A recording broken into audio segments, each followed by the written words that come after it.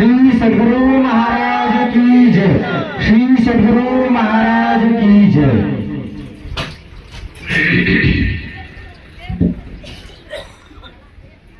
पित सो मातो सो गुना सुत को राखे प्यार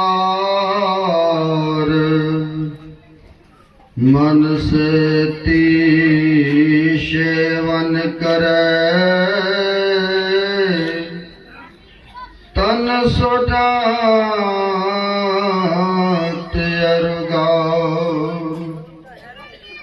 माता से हरि सौ गुना जिनसे सौ गुरुदेव प्यार करे अवगुण हरे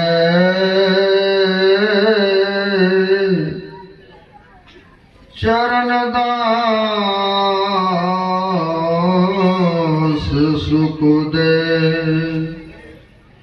जो जस चंदा गवही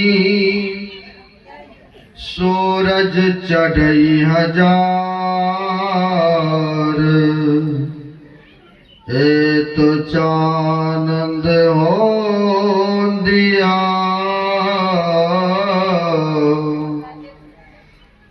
गुरु बिन गोट अंधार ए तो चानंद दिया गुरु बिन गोट अंधार। प्रातः स्मरणीय श्री भूषित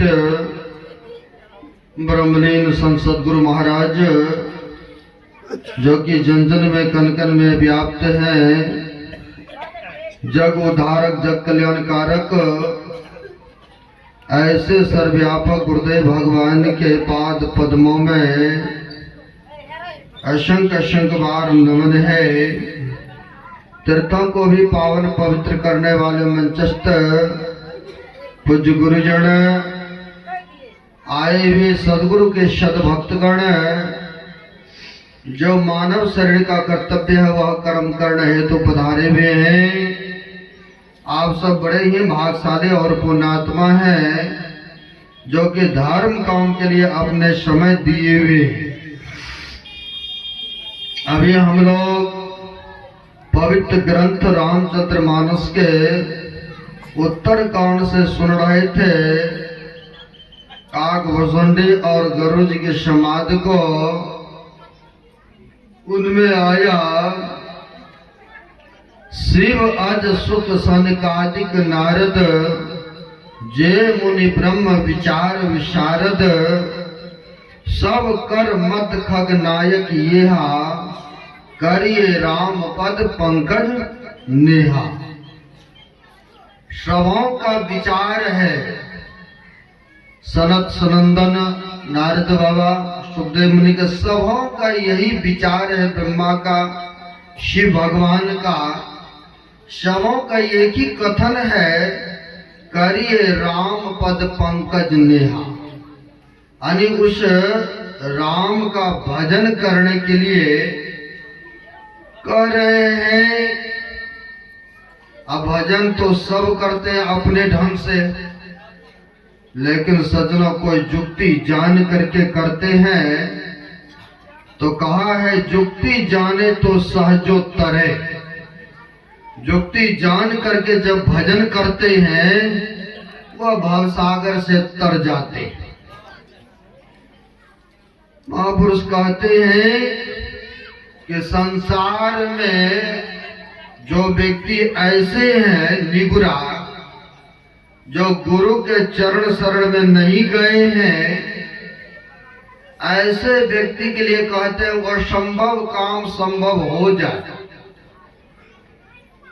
अनहोनी हो जाए, लेकिन जब तक वह गुरु के भजन नहीं करेंगे तो कहते हैं बारी मथे घृत होई बरो सिकता ते बरो तेल।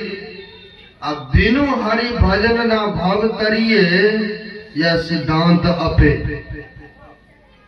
कहते हैं वो संभव काम संभव हो जाए। वो संभव काम क्या है?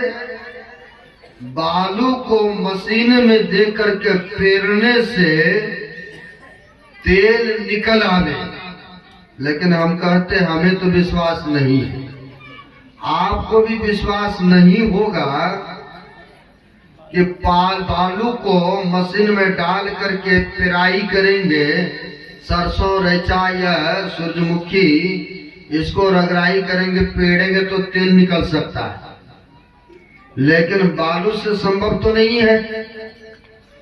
यानी बालू से संभव नहीं है कि तेल निकलेंगे। फिर भी कहते मैं मान जाता हूं ऐसा हो जाए। बारी मते घृत होई बरु शिकता ते वरुते। पानी को मथने से घी हो जाए, यह संभव है? किसी को विश्वास नहीं हुआ कि कहीं पानी को मथने से, दूध दही को मथानी करेंगे तो भलो घी निकलेगा नहीं, और कहीं पानी को मथेंगे प्रयत्न करेंगे, हम कहते पानी से दूधो नहीं बनेगा तो दही और घी कैसे निकलेंगे? जब घी नहीं निकलेंगे तो संभव है कि पूरी भी बना लेंगे या मेवा मिष्ठान। यानी संभव नहीं है। कहते फिर भी मैं मान लेता हूं कि पानी को मथानी करने से घी हो जाए, लेकिन संत महापुरुष कुछ भी कर सकता है। उनके पास में ऐसा क्षमता है, योग्यता है, वह पानी को भी घी में परिवर्तन कर देंगे। आप कहेंगे इसका कोई सबूत है, प्रमाण है? जैसे अभी देखिए ना कुंभ मेला प्रयागराज में लगा है ना, पूरे विश्व को पता है। ऐसे ही सज्जनों, प्राचीन काल के इतिहास में गवाह है, कुंभ के मेला लगा हुआ था, ये समझिए। उसमें बहुत सारे भक्त लोग, देवराहा जी महाराज एक संत हो गए, नाम सुने हो। देवराज जी महाराज एक ऐसे महापुरुष हुए, अपने भारत के बात है। उन्होंने कुंभ मेला में लगाया था शिविर, और उन महापुरुषों का कथन था, कहना था कि जो भी कुछ बनेगा, मेवा मिष्ठान या पूरी सब्जी, सब देसी घी में बना करके भक्तों को खिलाया जाए।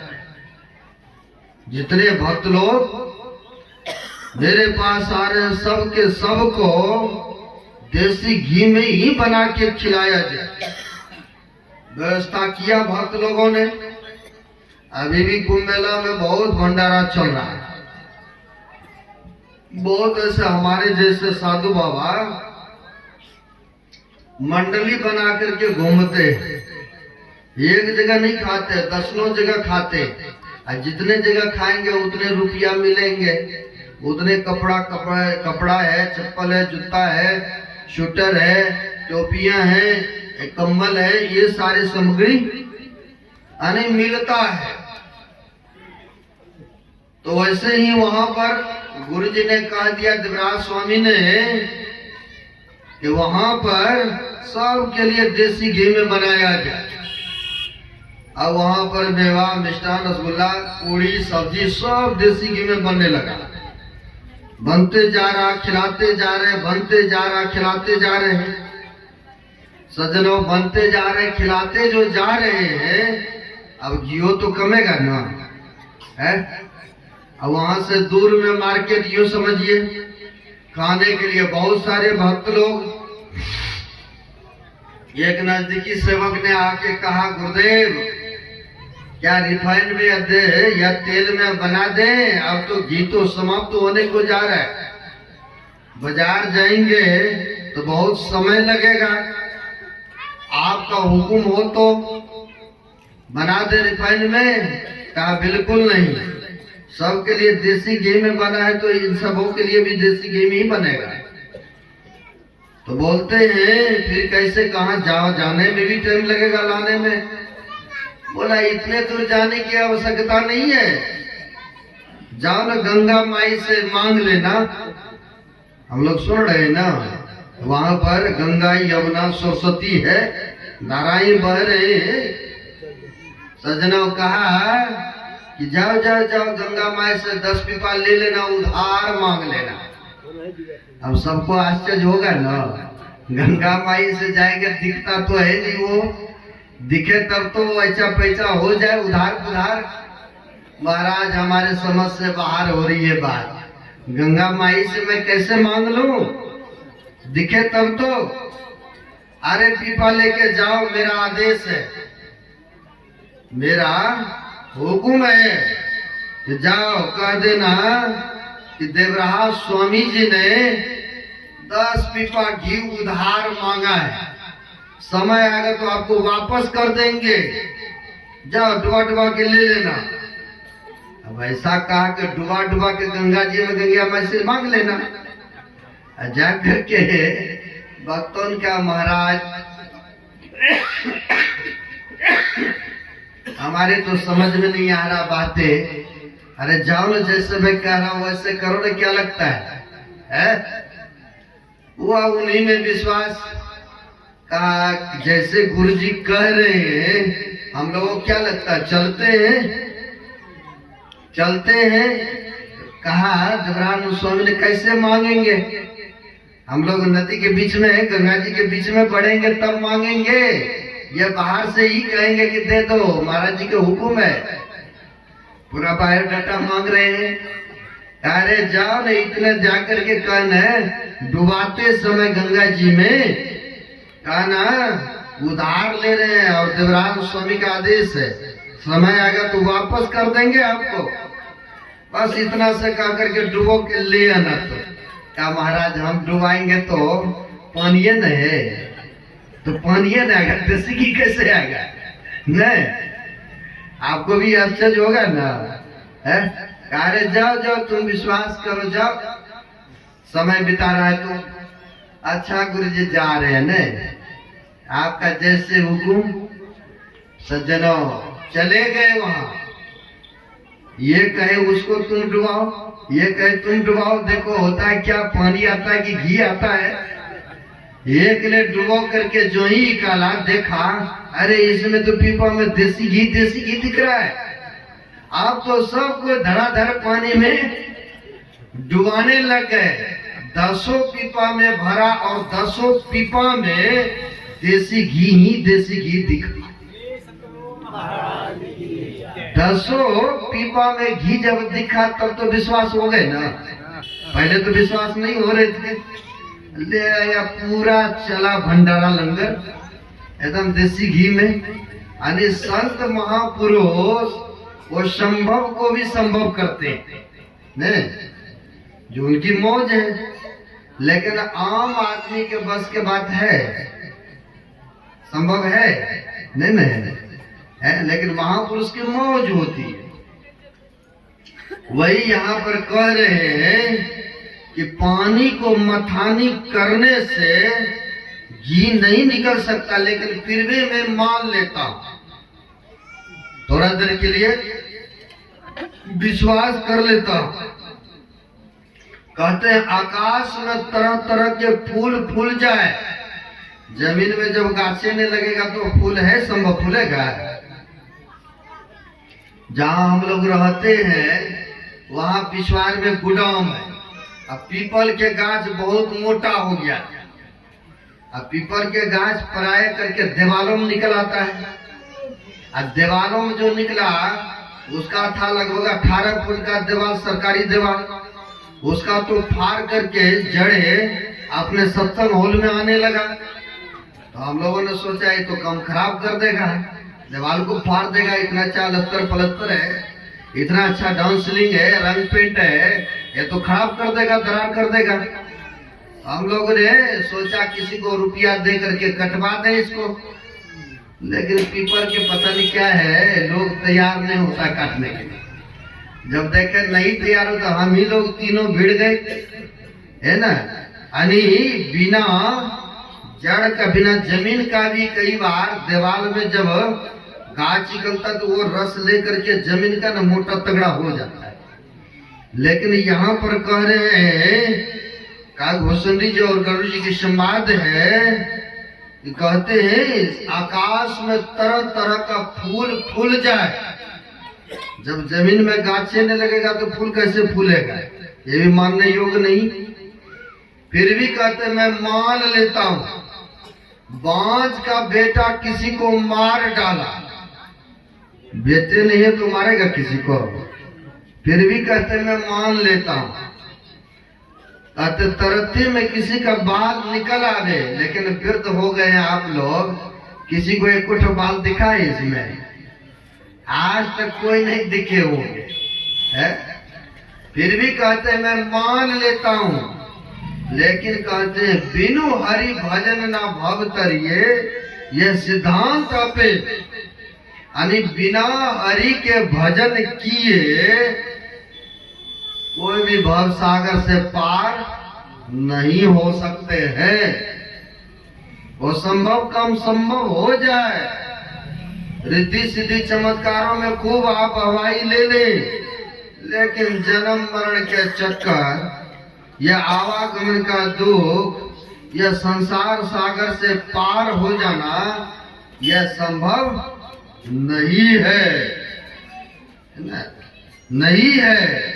इसलिए कहते हैं, दूसरे जगह भी कहा है महापुरुषों ने, सब चीजों में परिपक्व हो जाए, धन बल परिजन गुण चतुराई, अभगतिहीन नर सोवई कैसा, अब बिन जलवार देखिए जैसा। सब चीजों में परिपक्व हो जाए, धन में, पद में, प्रतिष्ठा में बलवान हो जाए, विद्वान हो जाए, है, रूपवान हो जाए, लेकिन सज्जनों कहते हैं उसी तरह से मनुष्य है जैसे बादल तो लगा घने घन, पूरा काले काल, लेकिन एक बूंद भी पृथ्वी पर जल नहीं गिरा तो किसी को फायदा हुआ? एक भी प्राणी को फायदा लाभ नहीं मिला। उसी प्रकार से कहते सब चीजों में परिपक्व हो, हर तरह से संपन्न हो, खाना पीना, सुंदर शरीर, विद्या भी है, धन भी है, मकान भी है, परिवार भी है, सब चीज रहने के बाद भी भगवान को अप्रिय नहीं है। प्रिय तो वही भक्त है जो भगवान का गुणगान करते, जो उनका भजन सुमरण करते हैं। भगवान को तो वही प्यारे हैं भक्त। इसलिए कहते धन बल परिजन गुरु चतुराई, भक्तिहीन नर सोवई कैसा, बिन जन बार देखिए जैसा। हमें वह प्रिय नहीं है, हमें वह प्यारे नहीं है जो भजन नहीं करते हैं सारे सुख सुविधाओं को उपलब्धि रहने उपरांत भी। सज्जनों, भगवान की दृष्टि में, उस मालिक के दृष्टि में यह संसार के पदार्थ उनके लिए कुछ नहीं। अगर ऐसा होता तो बिरला, टाटा, मुकेश अंबानी, अनिल अंबानी को पहले भगवान दर्शन दे देते, जोगी फकीर को तो दर्शन ही नहीं देते, नहीं, पहले धनवाने को मिलते। लेकिन ऐसा भगवान के दृष्टि में नहीं है। भगवान तो भाव के, प्रेम के भूखे हैं, है ना। जब तक गुरु के चरण में नहीं आते, श्रद्धा अर्पित समर्पित नहीं करते हैं, सज्जनों, भक्ति होने वाला उससे नहीं है।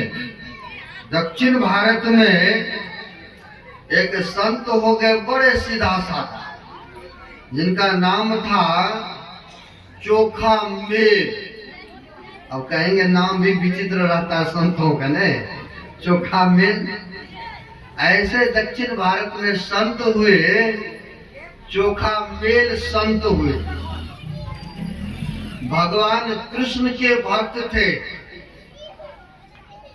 घर में रहते थे, परिवार में रहते थे, लेकिन बड़ी पवित्र ढंग से रहते थे। सदाचार, शिष्टाचार, शुचियाचार और भजन करते थे। वह सब तरह से परिपक्व थे।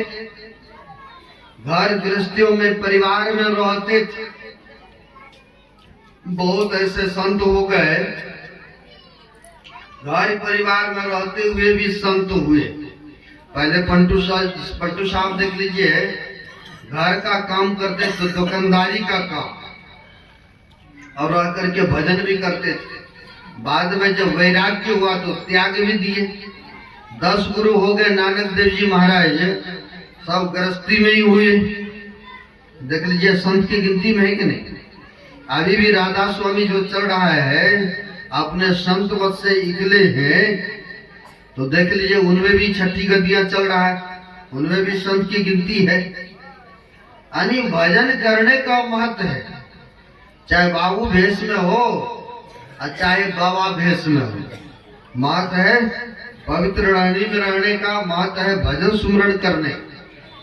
यही है कि कोई है वैरागी त्यागी बना तो सुपर फास्ट पकड़ के जा रहा है, घर गृहस्थियों में है तो थोड़ा पैसेंजर पकड़ के जा रहे हैं। अब कोई चलवे नहीं कर रहे हैं, बैठे ही है, तो कभी पहुंचेगा वहां? संभव नहीं है। इसलिए महर्षि साई स्वामी जी महाराज कहा करते थे प्रवचन में, भेष कैसा भी रहे, भेष कैसा भी रहे, पर जिसके ऊंचे ख्याल है, बाहर से दीन देखिए, भीतर से मालो माल है। कोई कहे भिक्षु है, कोई कहे कंगाल है, पर पहने हुए वह गुदरी का लाल है। वैसे भी कहा है, लाल लाल सबको कहे, सबकी गांठी लाल, गांठ खोल के परखे नहीं, तासो भयो कंगाल ने। और लाली तो सबके अंदर में, लेकिन जब तक दिखाने वाला, बताने वाला या गांठ को खोलने वाला नहीं होगा तो संभव है कि वह पालेंगे? संभव नहीं है। इसलिए सज्जनों कहते हैं, अगर लाली को देखना चाहते हैं, प्राप्त करना चाहते हैं, तो हम आपके अंतःकरण में ही वह लाली है। लेकिन गांठ खोल पड़खे तासो भयो कंगाल, तो कंगाली बना हुआ है। लेकिन वह चोखा मेल जो संत थे, घर गृहस्थियों का सारे कारोबार करते हुए भी भगवान का भजन करते थे। आप सभी घर गृहस्थी में जितना समय बन पड़ता है, आखिर शाम सुबह सत्संग ध्यान तो कर ही लेते होंगे। ऐसे कोई कोई होगा जो कि आलस में नहीं करते होंगे, है? लेकिन ध्यान तो करते ही होंगे, अब करना भी चाहिए। थोड़ा थोड़ा भी कहते हैं, बूंद बूंद से कहावत में है ना, घड़ा भर जाता है। नहीं, थोड़ा थोड़ा भी भजन सुमरण डेली नित्य प्रति करेंगे। एक वर्ष में 365 दिन होता है ना। उसमें अगर यदि रोज रखते जाए, कभी 2 रुपया, कभी 5 रुपया, कभी 10, कभी 100, तो एक दिन हजारों की गिनती में हो जाएगी कि नहीं है? तो रोज रखते गए तब ना हजारों की गिनती में हुए। वैसे ही रोज भजन करते जाएंगे, रोज सुमरण करते जाएंगे, तो पुण्य के पूंजी तो इकट्ठा होगा ही होगा कि नहीं? होता है सज्जनों। होता क्या है, वह चोखा मेल जो थे, भगवान कृष्ण के पूजा, ठाकुर जी के पूजा करते थे। जैसे अभी भी आप लोग चले जाइए वृंदावन, तो वहां पर देखिएगा ज्यादा भगवान कृष्ण का ही भक्त मिलेंगे। सज्जनों, वह चोखा मेल जो संत थे, घर गृहस्थी का कारोबार करते हुए भी भजन ध्यान करते थे। होता क्या है, वह जा रहे थे बाजार के काम से कुछ सामान खरीदने के लिए घर का, तो देखा एक रेरा पर केला बढ़िया बढ़िया था। उनके मन में हो गया कि केले खरीद लेते हैं, जाके मंदिर में चढ़ा देंगे, प्रसाद सबके वितरण हो जाएंगे, हमें पुण्य होगा, लाभ ही होगा। जैसे यहाँ पर भी भंडारा कराया गया है, तो किस लिए? तो पुण्य होगा, हमारे सत्संगी भाई खाएंगे तो लाभ ही लाभ है। दान पुण्य करने से, धर्म काम करने से, और करना भी चाहिए। साथ में तो यही न जाएगा कि मकानों दुकानों खेतियों गृहस्थी जाएगा, यानी शरीर तक भी नहीं जाता तो और क्या जाएगा संसार के पदार्थ। जो धर्म कर्म करता यही नहीं जाएगा। अब उनको मन में हुआ कि भगवान के मंदिर में यह प्रसाद चढ़ा देंगे, केला प्रसाद। चोखा मेल ने जो सामान घर के खरीदना था वह नहीं खरीद करके उन्होंने प्रसाद केला खरीद लिया, लिफाफा भर के। हमारा भी मंदिर में कई बार ऐसा होता है, वैसे तो थोड़ा बहुत दूध लेते हैं, और कई बार ऐसा भक्त लोग पंजाब के ऐसी नियम है, पहली फसल होगा तो बोरा भर के पहले गुरुद्वारा या मंदिर में दे जाएंगे, तब वो अपने घर में लाएंगे। जो गए होंगे पंजाब उनको पता होगा ने। कई बार गाय दूध दी, पहला दूध जो आकर के मंदिरों में, जब भैंस दी दूध तो पहला दूध भर करके, जब आता तो बहुत आता है आश्रम में, नहीं आता तो नहीं है। ऐसा हम लोगों को होता है ना। अब वहां पर इन्होंने पूरा लिफाफा केला का भरा खरीद लिया और जा करके ठाकुर जी के मंदिरों में गए। वहां जाकर के पुजारी होते हैं मंदिरों में, पुजारी मंदिरों को दिया कि ये ठाकुर जी को भोग लगा दीजिए और पब्लिक में बांट दीजिए ये प्रसाद। जैसे लिफाफा लिया तो थोड़ा सा इनके तरफ निगाह पड़ा, जैसे देखा, अरे केला के पोलोथीन उसी जगह छोड़ दिया नीचे में पंडित जी ने।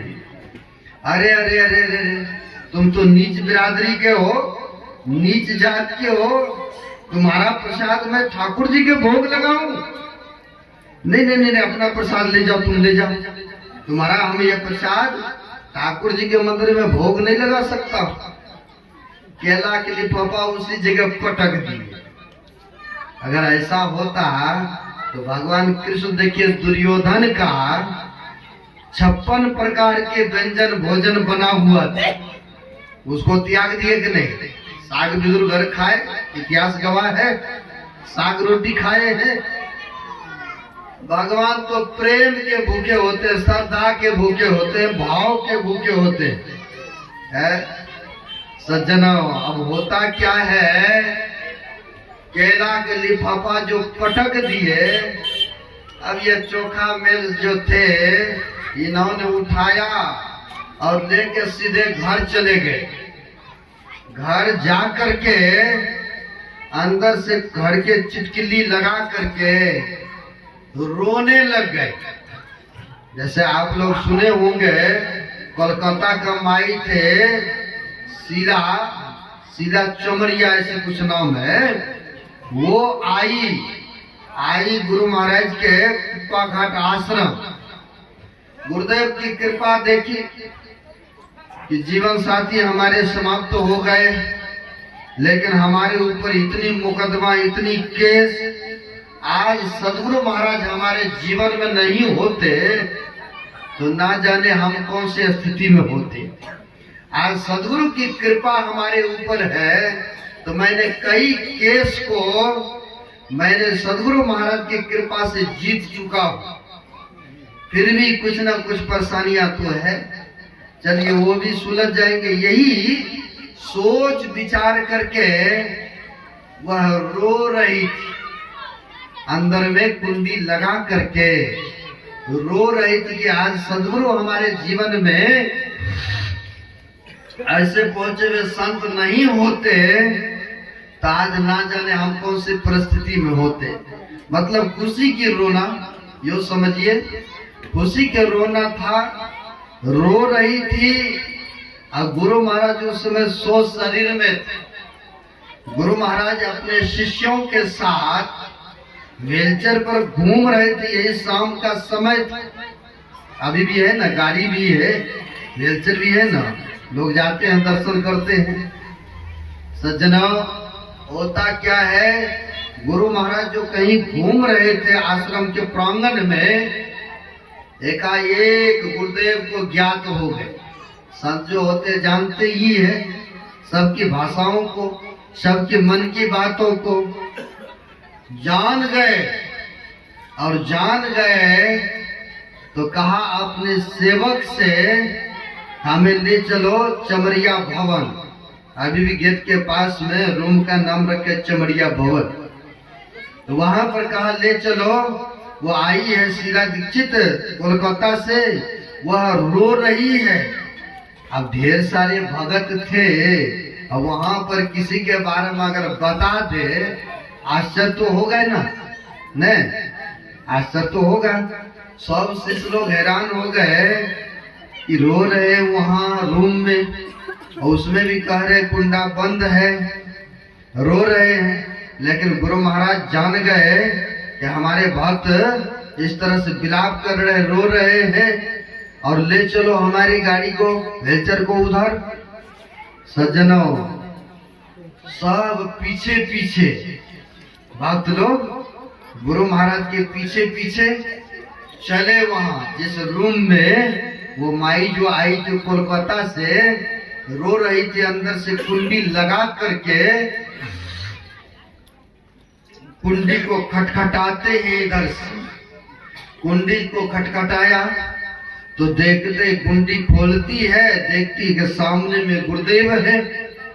अब हंसने के चेहरा, खुशी के चेहरा यूं समझिए, या किसी तरह के परेशानी या गम का चेहरा, दोनों का तो फेस पर आता ही है ना परिवर्तन है। चिंता मुद्रा और खुशी की मुद्रा दोनों में तो पता चल जाते हैं।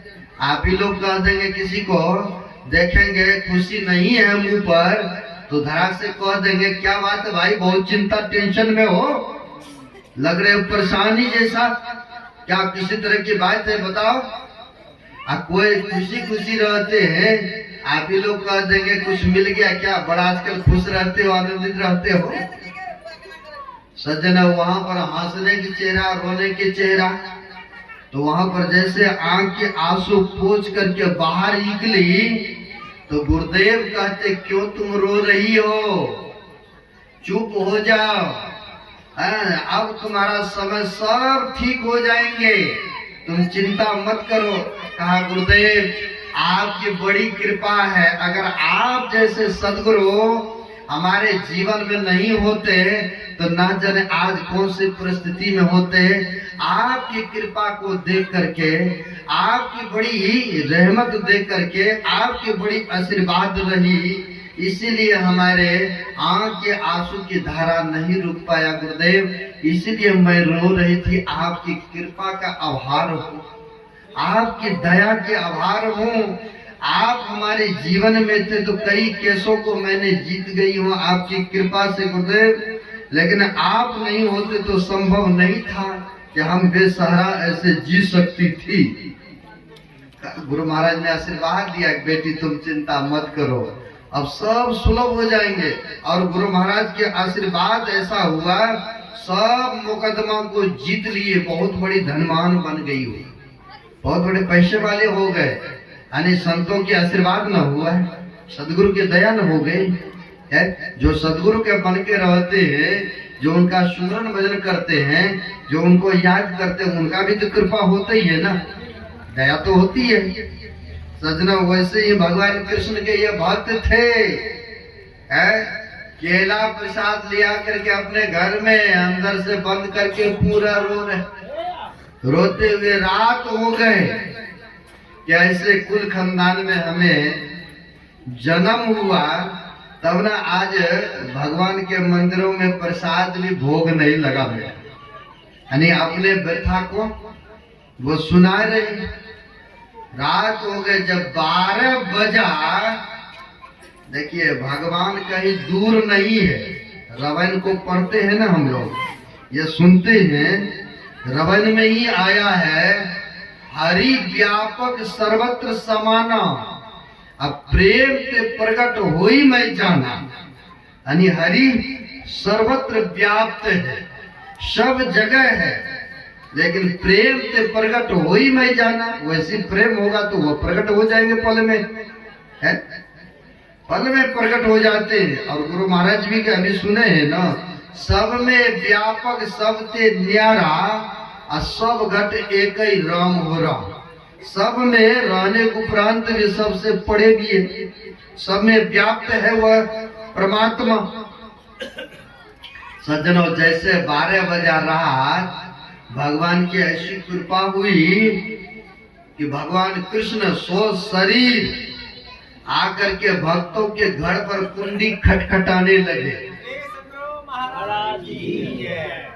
भगत के घर पर आकर के कुंडी खटखटाने लगे, क्योंकि हम लोग सुनते हैं ना, भगत के बस में है भगवान। नहीं, भगत वैसा होगा तो भगवान को भी बस होना पड़ता है?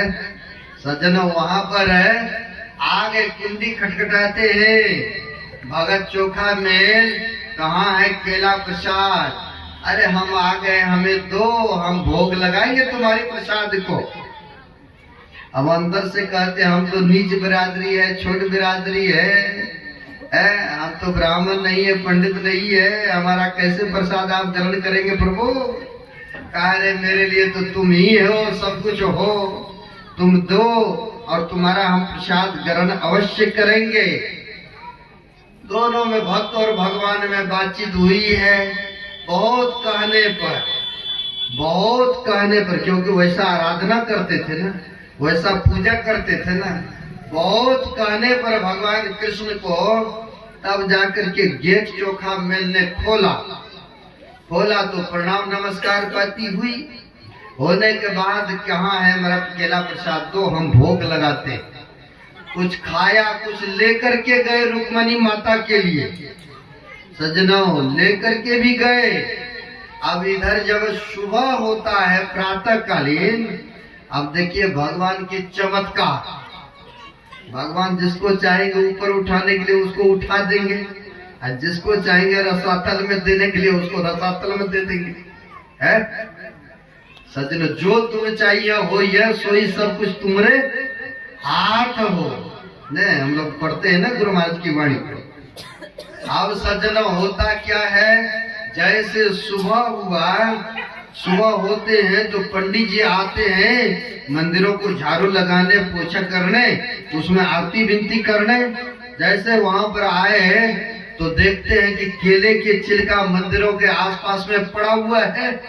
अब इनको हुआ कि लगता है वही चोखा मेल आए होंगे रात में और यहाँ पर भोग लगा के वह चले गए हैं, इसीलिए केले की छिलका मंदिर के आसपास में है।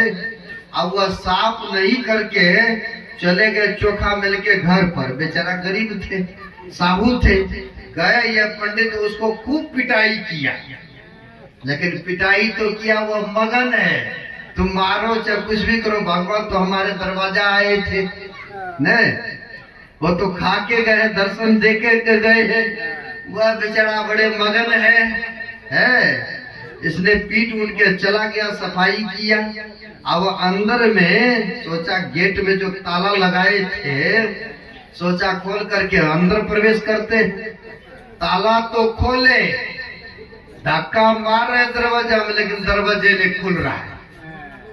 दरवाजा अब खुलवे नहीं कर रहा है। अब अंदर से कोई कुंडी लगाए कोई व्यक्ति, ऐसे पकड़ रखे तब तो ना खुले। अब बाहर से लोग किए थे, अब तले नहीं खुल रहा है मंदिर का। अब सुबह हो गए, बहुत सारे लोग आ गए, ये क्या आश्चर्य बात, अंदर में कोई है भी नहीं, फिर ये दरवाजा क्यों नहीं खुल रहा है भाई, सबको होगा ना आश्चर्य। अब वहां पर कुछ देर के बाद आकाशवाणी होते हैं, अरे जिसको तुमने पिटाई किया, जिसको तुम लोगों ने अपमान किए हो, जब तक उन भक्तों से क्षमा नहीं मांगोगे चोखा मेल से, तब तक यह मंदिर का दरवाजा नहीं खुल सकता है। श्री सद्गुरु महाराज की जय। यह मंदिर का दरवाजा नहीं खुल सकता। आप तो सब सुन रहे हैं ना, सब आश्चर्य है। अब तो मानना पड़ेगा ना पंडित जी को। अब बेचारा ने पिटाई भी किया था, वो आकाशवाणी भगवान की हो गए वहां पर, और आकाशवाणी जो हुई सज्जनों, अब तो इनको जाना पड़ेगा। गए जाकर कहते क्षमा कर दीजिए, ऐसे ऐसे बात है, आपको अपमान किया हो, दरवाजे नहीं खुल रहा है, सब आदमी इकट्ठे हैं, और यहाँ तक कि आकाशवाणी हुई कि उनको बुला के ले आइए, जब वह पुकार करेंगे तभी दरवाजा खोलेंगे, आप कृपया चले वहाँ, पूजा में विलम्ब हो रहा है, आरती दिन। तब चोखा मेल संत वहां पर आए, तब प्रार्थना की ईश्वर परमात्मा से, हे प्रभु, हे परमपिता परमात्मा, इसने चलिए जो भी अपमान किया, जैसा भी किया मेरे साथ, इनको क्षमा कर दीजिए आप। यह नादान है, न समझ है, प्रभु इनको क्षमा कर दीजिए और दरवाजा खुले, पूजा पाठ हो। जैसे इन्होंने प्रार्थना करी वैसे सज्जनों दरवाजा खुल गए, दरवाजा खुल गए। और उसी दिन से उसी मंदिर का इनको निर्धारित कर दिया, असली पुजारी तो ये है, इनके कहने पर तो दरवाजा खुला, इनको अपमान किया तो दरवाजा बंद हुआ, इनके कहने पर दरवाजा खुला, असली पुजारी पंडित तो ये रहा चोखा में। उसी दिन से उसके मंदिर का मठाधीश पदाधिकारी बना दिए पूरी गौ समाज के आदमी, क्योंकि सब उनको आगे ना सामने में दिख गया ना। सज्जनों भगवान जो होते हैं वह भक्तों के प्रेम में होते, इसलिए संसार में कुछ भी बन करके रहेंगे, जब तक भजन नहीं करेंगे, सुमरन नहीं करेंगे, तो वह व्यक्ति भगवान के प्यारे नहीं हो सकते हैं। यह मानव शरीर मिला है उन गुणगान करने के लिए, उसके नाम लेने के लिए। यह सुंदर सबल है, सजग है, इसलिए जहाँ तक हो सके शुभ काम करे, भजन सुमरन करे। कहने सुनाने के लिए बहुत बातें हैं, लेकिन अब आगे नहीं बढ़ेंगे, क्योंकि फिर से इसी दरवाजे पर आना ही है। वो भी अतिथि तिथि बताएंगे हमारे स्वामी जगन्नाथ जी महाराज। फिर भी गुरु महाराज से प्रार्थना करता हूँ, श्रद्धेय शिव नारायण बाबू सब परिवार मिलकर के यह सत्संग का आयोजन कराया, साल में कराते बड़ी श्रद्धा के साथ। गुरु महाराज से प्रार्थना है स्व परिवार के लिए, इसी तरह से इन सब परिवार के ऊपर दया कृपा बरसाए रखे, इन लोगों का सबका लोक और परलोक बने, ये शुभकामना करते हैं। आप लोगों के लिए भी गुरुदेव से याचना करते हैं कि सबों को ऊपर दया दृष्टि बना रहे, ये लोक और परलोक दोनों सुखद हो, मंगलमय हो। ये शुभकामना के साथ वाणी में विराम। बोलिए प्रेम से श्री सद्गुरु महाराज की जय। श्री सद्गुरु महाराज की जय। और हम सबों का सौभाग्य है कि पुनः पूज्यपाद का आगमन इसी स्थल पर, यानी कि हरिपुर कला दीप नारायण बाबू के दरवाजे पर दिनांक 12 एवं 13 मार्च 2025 को पूज्यपाद का पुनः आगमन हो रहा है। बोलिए प्रेम